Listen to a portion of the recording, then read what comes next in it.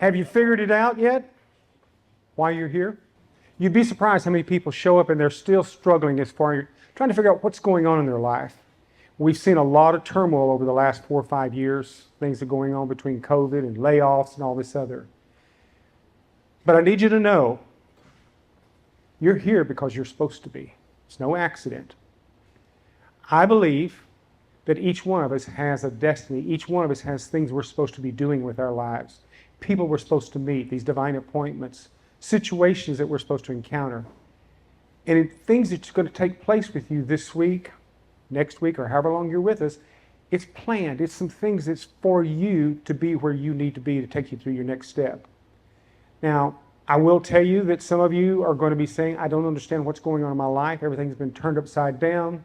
You know, we've seen everything from death of a spouse, loss of a job, loss of a child.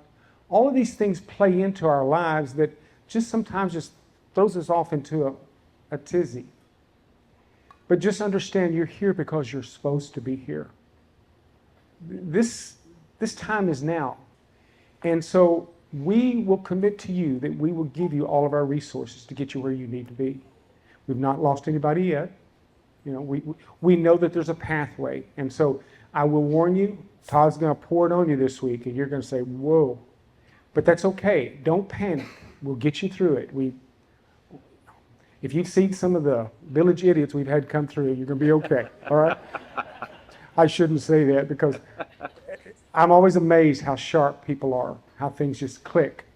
I'm going to encourage you also to interact with your partners, because you're going to develop some relationships that it may surprise you. Some of these relationships may be better than ones you have with your family. I know I've got some relationships that I've developed through the RV industry. If I call them at 3 o'clock in the morning and say, I'm stranded on the side of the road, they'll come get me. Now, they may gripe the whole time they're coming, but they'll come get me. And that's the kind of relationships we need you to have. And that's what you're going to have here. So this is a family that you're joining. You just need to understand it. This is a family. And we need you to understand that because we're going to ask you to contribute because there's going to be some people that you're going to interact with out in the real world that you're going to have to look at and say, okay, how can I help this person? You're going to find that this is going to be much more than just a job, trying to make a dollar. Because there may be some situations where you may not make anything off that gig because you're supposed to help that person. You're supposed to pay it forward. There's something there that you met them and a reason why. Now, all of this got started. I was teaching at a technical school in Waco, Texas. I'd started the RV program down there and started the solar program.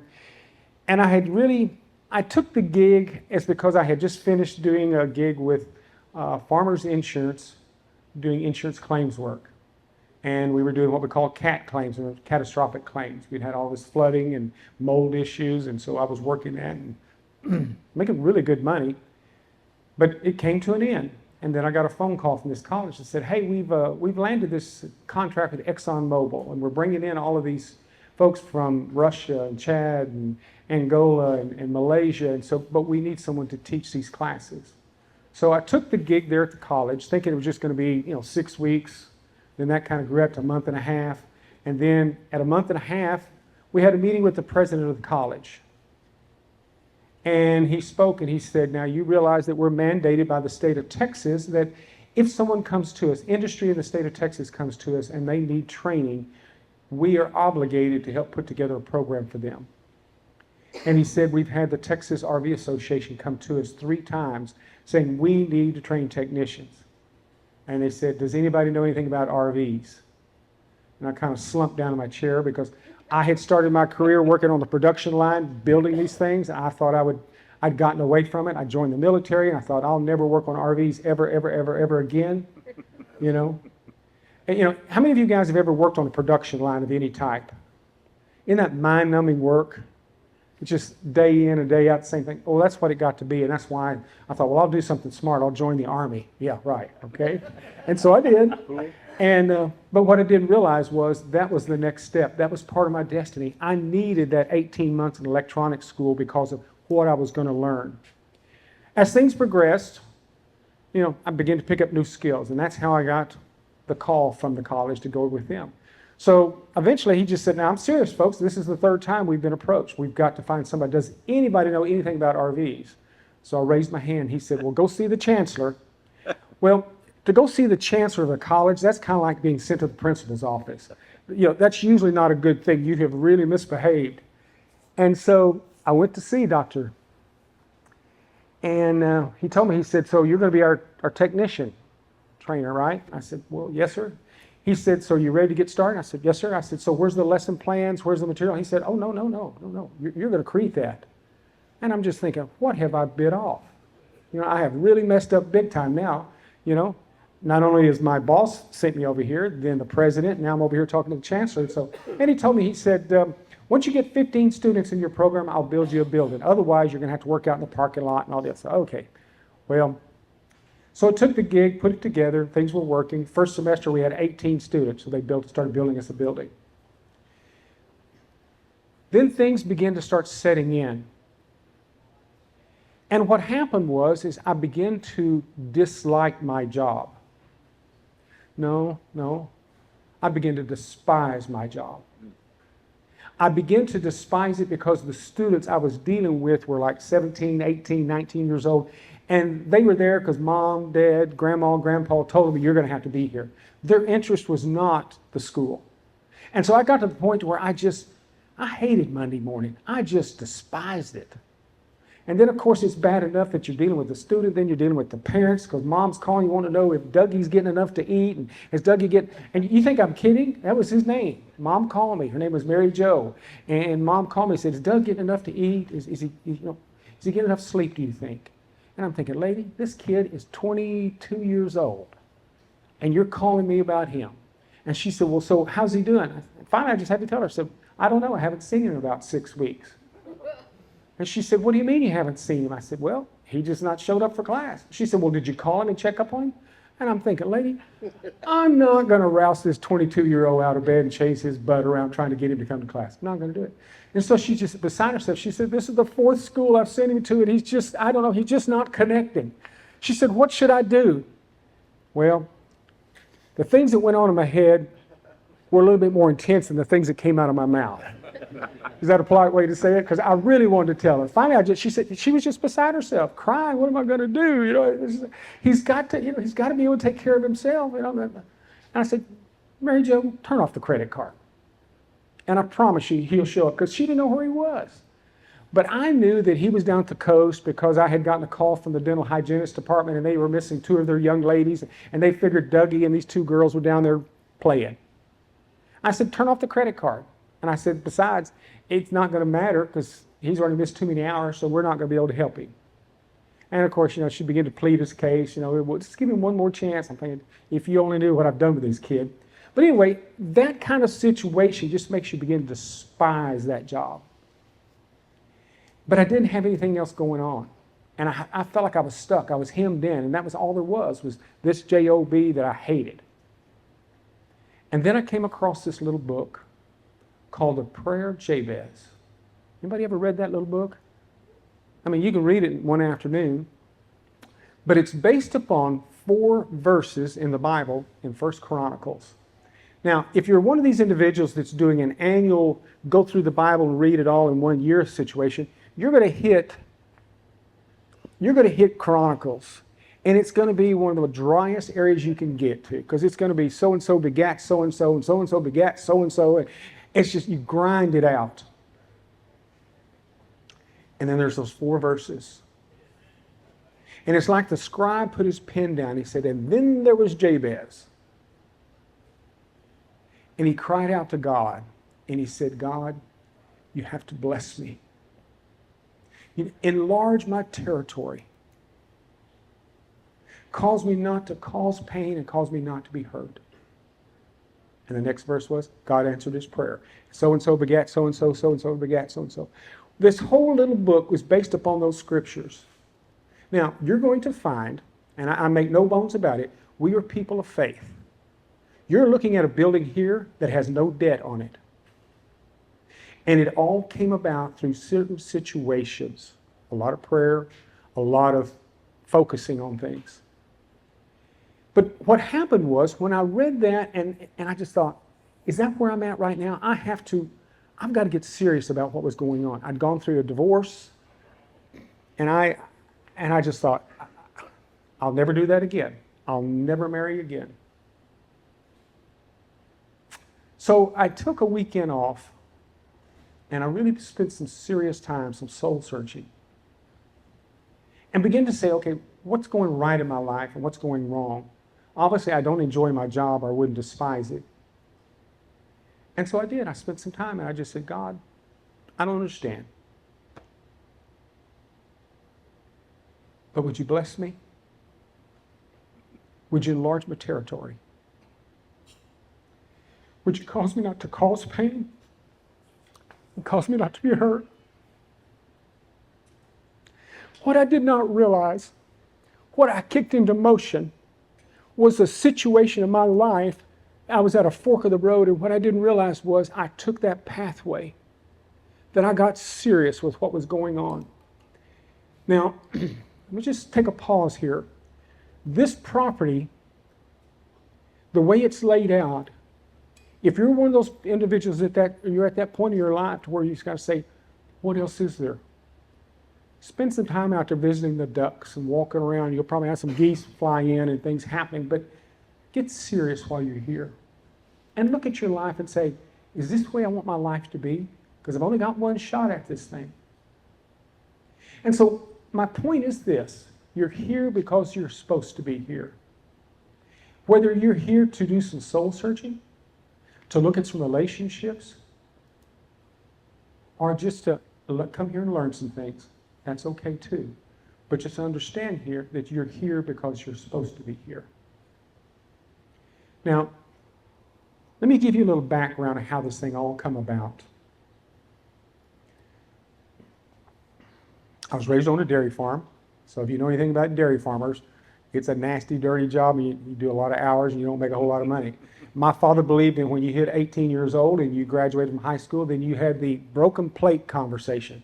That means, son, unless you want to be out here milking cows, building fences, you need to decide where you're going to live and what you're going to do. So we're going to break your dinner plate. Now, you can come visit your mother anytime you want to, but you're not living here and expect to get by. That was Dad's, and my brothers and I have laughed about it all the time. He said, yep, when did Dad give you the broken plate conversation? Well, just as soon as I graduated. So we all admitted that was the old man's way of looking at things. And he was pretty straightforward about it. We could tell he loved us, but he wasn't going to let us sit around. So the broken plate conversation. Well, like I said, I joined the Army after I worked about 1.5 years at the production plant building RVs and mobile homes. Joined the Army, got out, went to work for a telephone company, thought I had it made, everything was rocking and rolling. Things moved along, things were happening, making some good money, but still it was pretty empty. And then, of course, took that gig doing insurance work, and then took that gig at the school. After I had that conversation with the Lord, I met this lady, and we met at Applebee's. We'd met on Match.com. Now, I know I said I was never going to do that again, right? But I met a very unique lady. I had been dating just to be dating. A lot of times I would go out on a date with somebody, just have dinner with them, or drink a cup of coffee or whatever. But I met this lady, and we began to sit and talk, and she shared with me that she and her daughter were living in an RV. Oh, really? And she asked me, so what do you do at the school? Because my picture, the profile in Match.com, was wearing a suit, hair slicked back, farthest thing you would expect a technician to look like. Because what I had found is that anytime I'd go out with somebody and I'd tell them I was an RV technician, their eyes would glaze over. And I knew that, next, it just wasn't going to happen. But this lady was different. And she said her name was Evada, and I'm thinking, Evada, I never heard that. So I just said, could I just call you Lady E? She said, well, sure. Well, we closed down Applebee's, and then we tried to go down and close IHOP. They're open 24 hours a day. And then I had class. When I left IHOP, I had about a 2-hour break before I had to go start class. So it'd been a long day. So I was a hurting unit the next day. I was huffing and puffing just trying to get through school. But I met this lady, and I began to find out that there were a lot of us out there that were looking for a way to get into this lifestyle and to live the lifestyle. And she told me, she said, my daughter and I live in it. She said, I enjoy my house, but sometimes I don't know anything about it. I don't know how to maintain it. I don't know how to take care of it. I'm at everybody's mercy.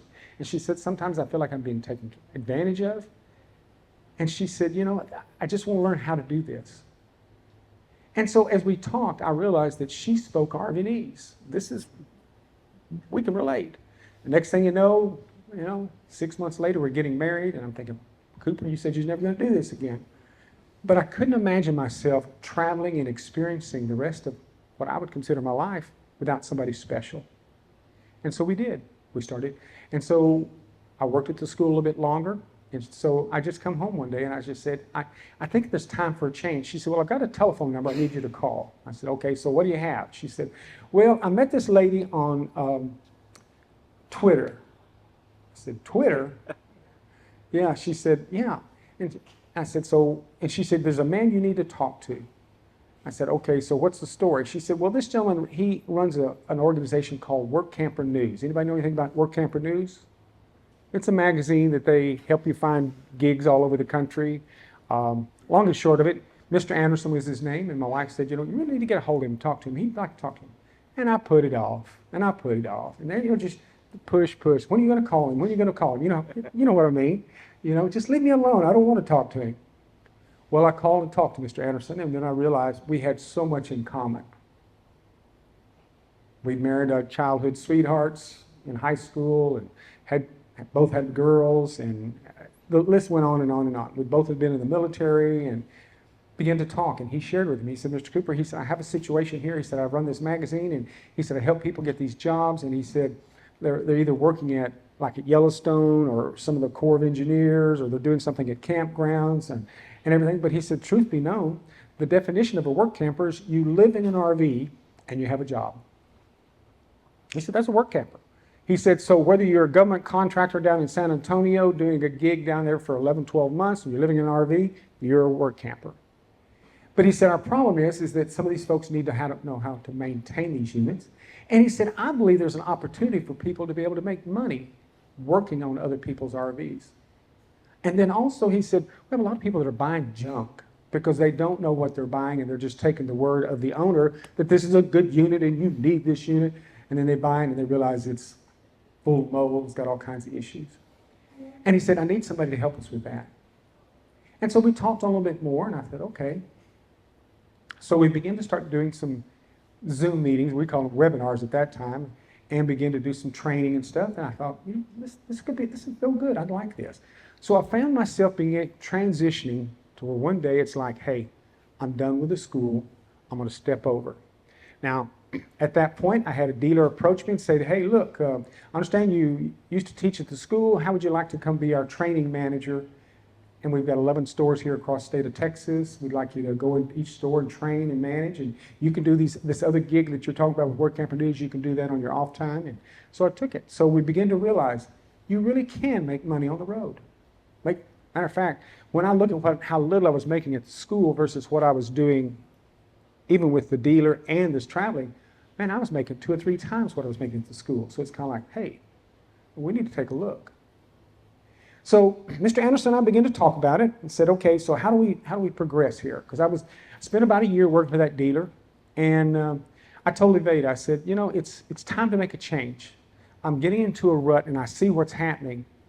I'm going over back to the same dealership, training with the same technicians. They're still not picking it up. I don't want to go down that road again.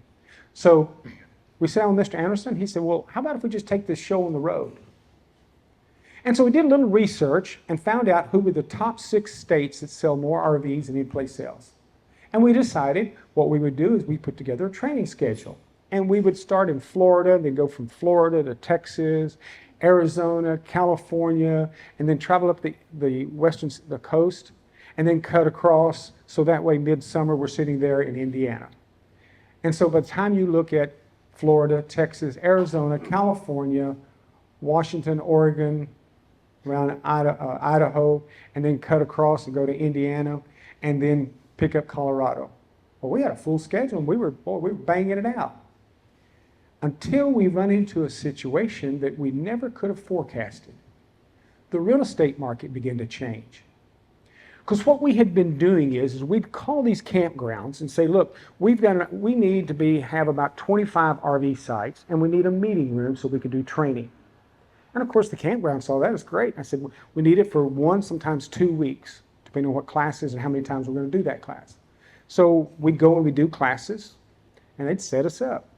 Well, we'd finish that class, we'd leave our deposit, make a schedule for next year, and we did this for a couple of years. But then all of a sudden we began to find out that we'd show up and the RV park had a different name. And the manager that we had dealt with last year is not the same managers there. And then by that way, they didn't even have our reservation. So we'd roll in thinking we're going to have a class of 25 or 30 students. We had no meeting room. We didn't have enough RV sites. So we'd have to scramble. And what had happened was a lot of these real estate investment companies were getting out of the shopping malls and the high-rise office buildings and were getting into mobile home parks and to RV parks. And they changed it from where you come and stay a night with them or a week, but they wanted to have the monthly. So they basically turned it into a monthly rental. And they weren't interested in dealing with us that needed to rent for a week or 2 weeks. So, I mean, we were scrambling. Well, I told Anderson, I said, after you have it happen to you once, twice, 3 times in a row, you begin to think, there's something going on here. I mean, we did some scrambling toward, one time we even did a class in a bar. And so the students were having to sit at those high-top cocktail tables. Now, if you've never been to a bar, that's not your lifestyle. They have these chairs and tables that are real high, and and so that way you can't get up there and dance on them. I think when you get drunk, but that's a long. So, we had these tables, and then this bar, they'd had a big party the night before, and they must have spilled all kinds of beer on our AstroTurf because it was awful Monday morning. It was terrible. And so we realized we're going to have to make some changes. So we reached out, talked to a guy who, here in the state of Texas, pretty much handles nearly all of the RV park sales and most of the big ranches. I mean, Russell Barr, that's his business. If anybody knows anything's moving around, he knows pretty much what's happening. So we gave Russell a call, and he said, guys, I see what you're talking about. Yeah, I'm seeing a movement too with people moving out of commercial, and then they're coming down here to these RV parks and mobile home parks. But he said, I don't have anything. He said, unless you want to buy one of those oil field man camps out in West Texas. I said, no. It's got to be next to the interstates. Interstate 35, 45, 20, 10, 30. He said, guys, I'm sorry, there's nothing. But did you ever know something that you knew deep down there was an answer? And I don't care what they say, there was an answer. So we just continued to do our gig. Then we were doing the Dallas RV show, and I did some seminars for them because what we do is we trade out some booth space to do some seminars for them. And I'd finished doing a seminar, and I'd gone back to the booth, try to catch my breath because I'd been on my feet I'd done 2 back-to-backs. And this guy walked up and he said, you know what you need? You need an RV park. And here again, what's going on in my head, I try not to say what was coming out of my mouth. I said, oh really? He said, yeah. He said, you really need to get you an RV park and get it all set up. I said, yeah, okay. I said, okay. And he said, I just happen to know of an RV park in East Texas. Do you know where Athens, Texas is? I said, yes, I do. I said, that's the hamburger capital of the United States. And he said, well, that's their claim. He said, I'm a retired minister, and he said, I'm counseling with this owner that owns this RV park, and he's going through a divorce. But not only is he going through a divorce, but this man's been blind since birth. And so his wife was a professor at the university over here at Tyler, and she'd had enough of the RV business and the park business, so she wanted to go back to teaching there at the college or at the university. And this guy wanted out. So I said, okay. And I said, so what do you think he's asked for? And he gave me a number, and I just thought,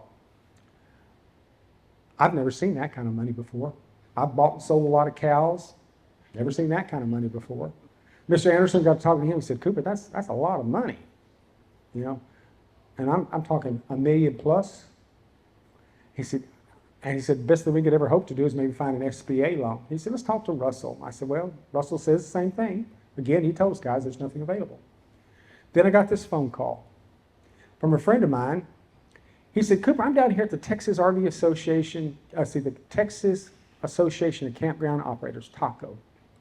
And he said, did you know that there's 2 RV parks that have come available here in Texas? They haven't even hit the MLS yet. I said, really, Greg? So what's the story? He said, well, one of them's down outside of Houston, right off of Interstate 10. I thought, oh, that'd be kind of cool, right off the Interstate 10, catch that traffic going east-west, you know. And he said, then there's another one up there out in East Texas, a little community called Athens, Texas. Do you know anything about that? And I thought, Cooper, you better pay attention. Something's going on here. I said, so tell me about it. And he told me the story that I already knew. And he said, you know, pull up on Google Earth and see what you think. But here again, I knew what the cost was on it. So I said, okay, thank you, Greg. Well, one thing you're going to find out about Lady E, she loves to cruise. She's up to platinum, let me just tell you. Now, I'll go on cruises with her, but guys, between us, this is just us, right? We're talking among ourselves here. I'm good for about 2.5 days. And then I'm just climbing the walls. I got to go do something. I mean, I've threatened to go down and talk to the captain, see if he'd let me work in the engine room, or just anything, because I'm going nuts. You can only eat so much, and I'm not a drinker, so it's kind of like, I can't stand anymore. Of course, she's having a good time, and so we'd gone on a cruise because it was our anniversary, and so we got back, and I told her, I said, you know, I'd really like to go take a look at that park there in Athens. She said, well, you know, we can't afford it. I said, I know, but there's got to be something here. I said, you cannot hear about things like this, and it's just staring you in the face without there being something here. She said, okay. So we docked in Galveston, drove up here, and picked up our RV, and pulled in here because we called ahead and made reservations. And they said, oh, yeah. Pulled in, and so I was looking around and everything, and pulled out my tools, began to take some electrical panels apart, checking, looking at some stuff. And this guy come whizzing by on the golf cart. What are you doing? I said, oh, we do training, and I'm just looking to see if you guys can handle some RVs. I said, we usually do training about 25, 30 students at a time. I just need to make sure your electrical system can handle it. Oh, yeah, if you need anything, let me know. And I'm just thinking, if that had been me on that golf cart and I'd seen this Yahoo out there taking a panel apart, we'd have been having a discussion, right? So let me just tell you this, don't take the electrical panels apart, okay? Everything's okay, it's all right. Well, I did find some deficiencies, saw some things that needed to be done, some upgrades that need to be done, and you know, they had some aluminum wiring and some other issues, and I just thought, well, okay. So I went to the office and I said, I'd like to talk to the owner. She said, you're the guy that's out there taking those panels apart, aren't you? And I said, yes, ma'am. She said, so what are you doing? Now, she became more inquisitive than the manager, the park manager, the maintenance manager was.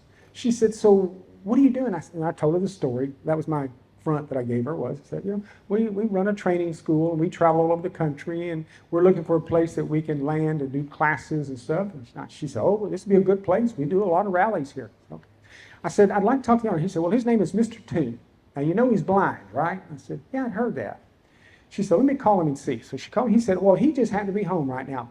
Now, Mr. Toon was living in the house over here next to the park office. And so he said, just knock on the back door and he'd greet you and come on in. So I go over there, open the back gate, and go up the back door, knock on the door, and this guy opened the back door and started carrying on conversation. He opened the door and said, well, come on in. He said, sit down right here on the couch. And so there is not a single light on in that house. And so the curtains are drawn, and I'm sitting on this couch, and I can't even see this guy. All I can do is hear his voice. And, you know, so here I am trying to carry on a conversation. I thought, this is weird. You know, I'd like to at least get his expressions to see what he's thinking, what he's saying. He said, so you're interested? And I told him what we were talking about doing. He said, oh, yeah. He said, you know, I've always thought down on the other side of the stock pile here where we have the burn pile, I always thought that'd be a nice place to put a nice building for meetings and training and stuff like that. He said, but I just lost interest now that I'm going through my divorce.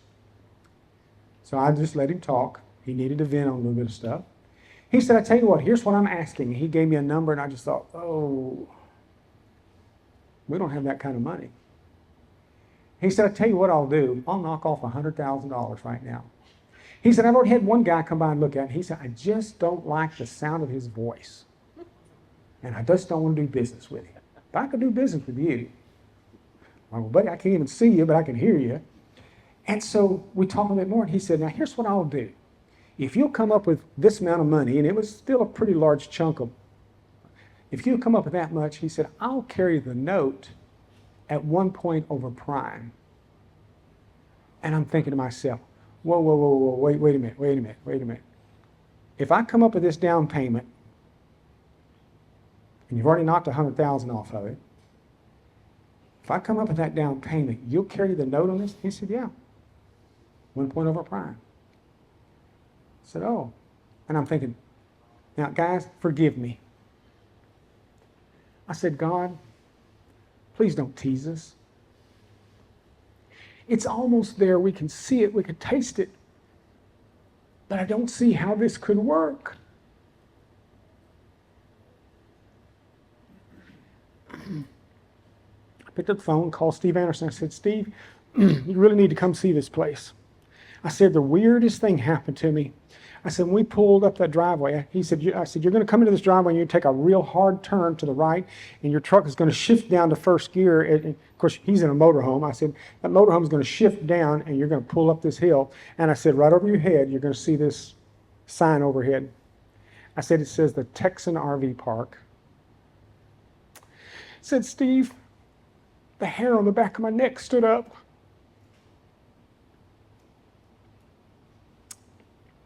I'm sorry. I said, the hair on the back of my neck stood up. And I said, God's got a sense of humor. Where else would the Texas RV professor live other than the Texan RV Park?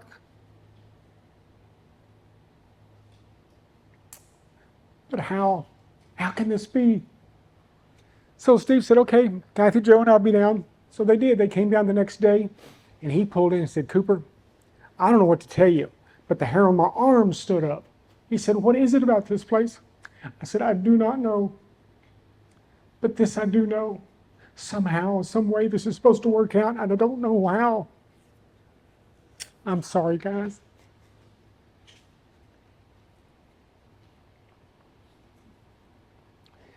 We talked to Mr. Toon some more, said the same thing. 100,000 off, come up with this. Well, we left Mr. Toon, and Steve said, Cooper, I don't know where we're going to come up with that kind of money. Guys, he wanted $400,000. $400,000. I'd never seen $400,000 before. Unless it was Monopoly money or something. I've never seen it before. And so, Brenda's going to introduce you to a guy. His name is Mark Kohler. Kohler is an attorney, but he's also an accountant. Sharp cookie. Steve and I have been using him to do our taxes. And so we called Kohler, said, Kohler, here's what we've got. How can we work this? He said, guys, this is strange that you're calling me asking this. He said, the Securities and Exchange Commission has come up with a new ruling for small investors. If you want to borrow money from someone, if you know that person on a personal level, he said, I'm not talking about a mailing list. I said, somebody that you have interacted with. He said, you can approach them to borrow money from them. And he said, through a program they call the POM, the Preferred Offering Memorandum. I said, okay, I've never heard of that. What does that mean? He said, that means that you can offer them not ownership in the company, but what you're going to do is you're going to pay them a very large interest rate. I said, so like how much? He said, maybe 10, 12%. I thought, whoa, that's a lot of interest. He said, but you'll be using their money. Now, you got to get it paid back in 3 years. But what you're going to do is on a quarterly basis, you're going to be making interest payments to these people. And so that way, by the time you hit your third year, they can cash out with their principal, and they have collected all this interest. He said, so you can do a POM. He said, but you have to know these people. So, okay. So Steve and I put our heads together and said, wait a minute, we've been doing all these webinars. We've been doing all these training with these students. What if we did a broadcast, everybody, saying we're going to do a webinar talking about the new school that's going to be built in Athens, Texas. We can come up with the slogan, all roads lead to Athens. Have you seen that yet? That's where it came from. And so we did. Got on that webinar, began to pitch it. I mean, that webinar was full. Before we got off of that webinar, We had over $400,000 committed. And I'm just thinking, how in the world did this happen? How could this have happened? And so we went to Mr. Toon and said, here's our money. Of course, we'd signed paperwork, everybody.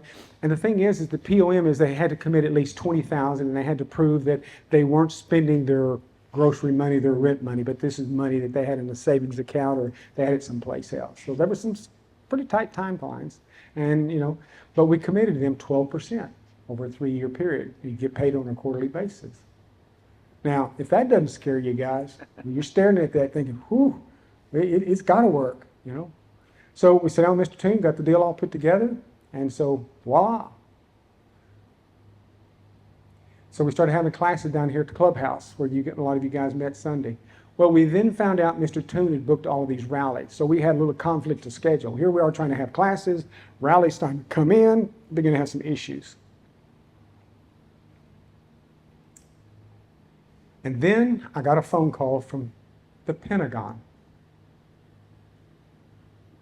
And this guy began to talk to me, and I'm thinking, scam, scam, scam. And finally, he just told me, he said, I'm a captain. He said, I'm a chopper pilot. I'm on loan from the Pentagon to FEMA. I said, okay. He said, FEMA has had this hurricane hit on the Gulf Coast, and it also hit on the Keys of Florida.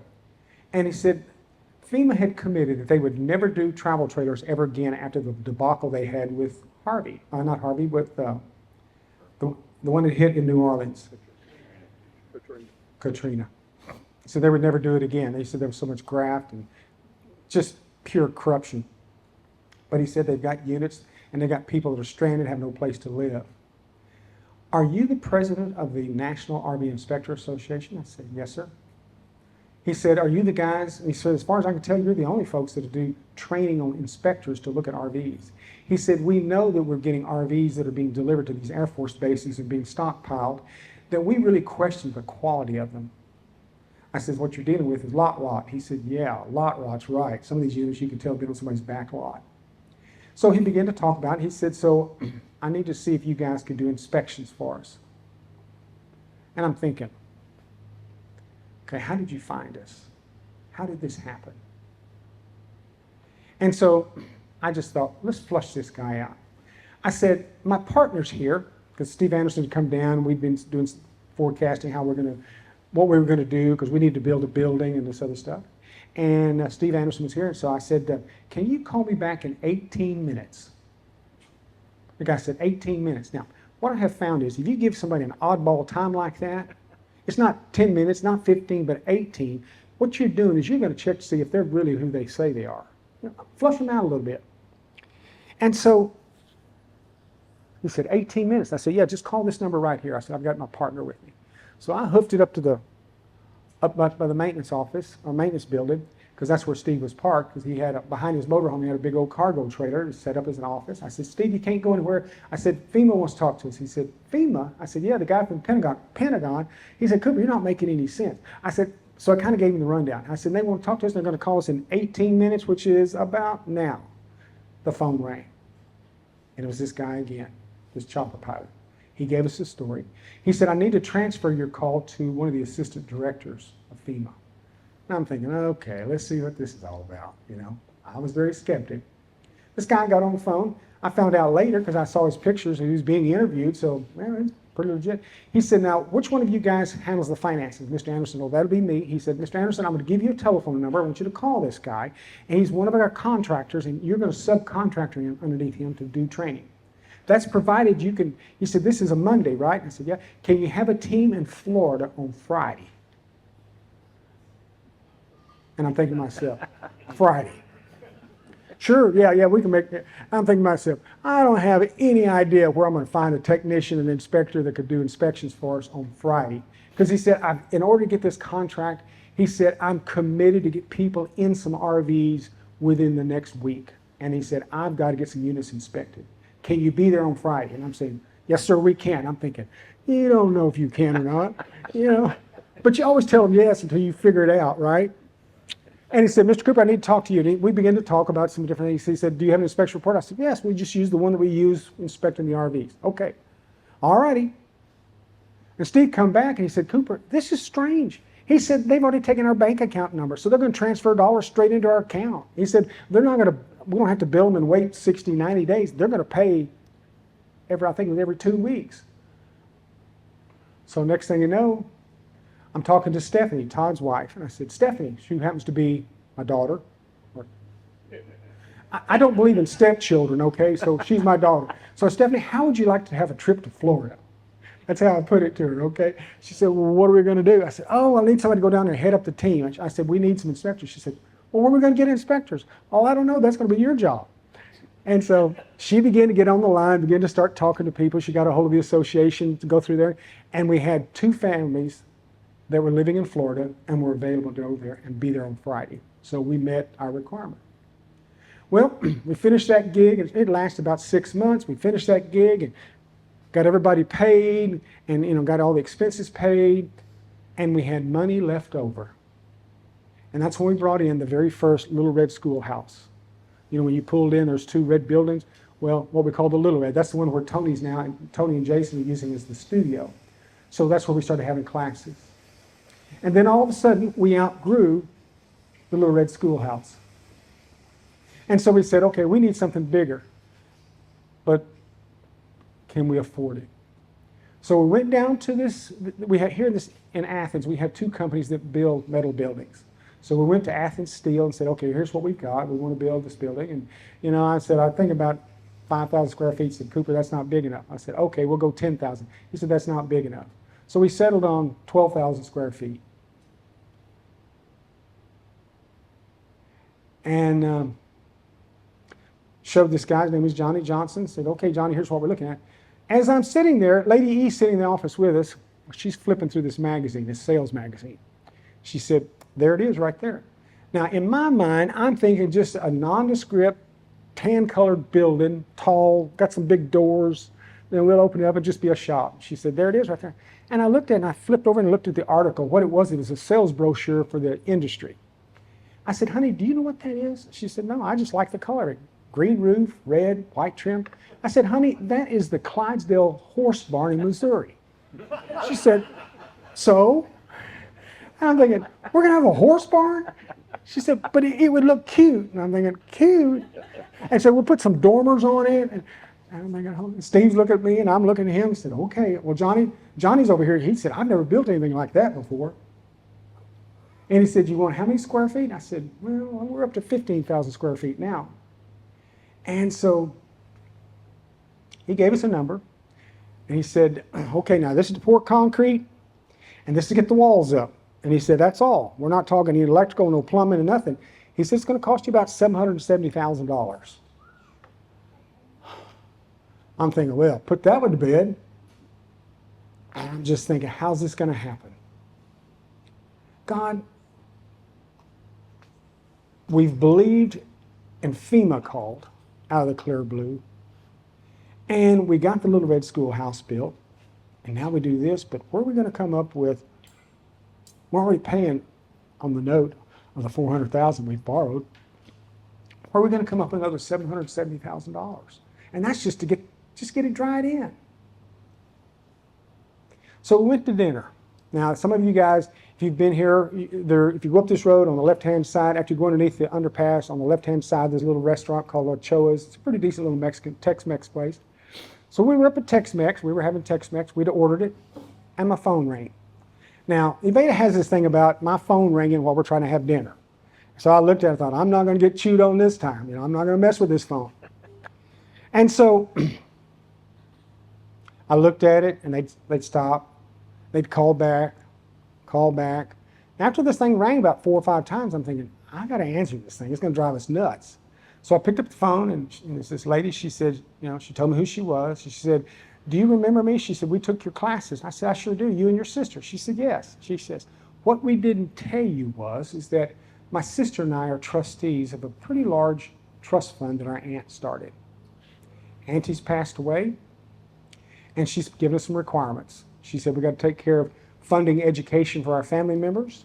She said, we want to also help people that can get some training so they can be good taxpayers, have a skill that they can go out and work, and then we're going to help missionaries.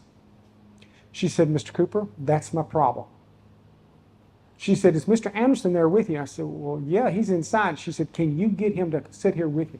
And I'm thinking to myself, lady, my food's already been set on the table. This is a major inconvenience. Can I call you back? She said, Mr. Cooper, I've got my board waiting on this phone call. If you just indulge me. Okay, I can be polite. She was a student. So I called Steve. I said, Steve, come outside. He said, Cooper, I said, I'm trying to eat. I said, come out here. I can take you up to that parking lot and I can show you where we stood as we had her on the speakerphone. And she began to open things up. And she said, I'm having trouble getting missionaries into foreign countries, Indian reservations, and some other locations because they say all you want to do is come in and start another church. Can you not start a school or medical clinic or something? And she said, Mr. Cooper, we have decided, my board said, that if we could find a way to put together a solar program, that's what we'll do. And she said, I know you guys have bought that RV park, and you got cottages, you got RV sites that people can stay in, you got a facility that you've built, and I heard that you're trying to build a bigger one. She said, if we could send those missionaries to you, let that family stay with you while they're going through their training, and you put together a solar program, I would sure appreciate it. I said, well, it sounds good. She said, and then she hit me thumped me over, knocked me over for a loop. She said, how much do you need to get that building started? I didn't have the courage to speak precise. She said, how much? Mr. Cooper, I can't hear you. $770,000. She got real quiet. She said, I tell you what, if you'll put that solar program together for us, I'll give you the $770,000. And you know what? Her check cleared. Her check cleared. We started building, and then guess what? FEMA called again. They'd had a hurricane hit up in North Carolina. I think it was Florence. And they needed not only inspectors, but they needed technicians. When we finished that gig up there, we'd already had the building built, dried in, but when we finished with the gig in North Carolina, we made enough profit off after everybody got paid to where we then start building this facility. So this building that you're standing in is beyond anything that I could ever hope or ask for. So keep this in mind. You're here because you're supposed to be. This facility was built here for you to be here. So as you're taking your classes, realize these people that are here teaching and working with you, they're committed because they know what it took to get this facility here. So keep this in mind. You're here because you're supposed to be. By the way, welcome to the family. Thank you.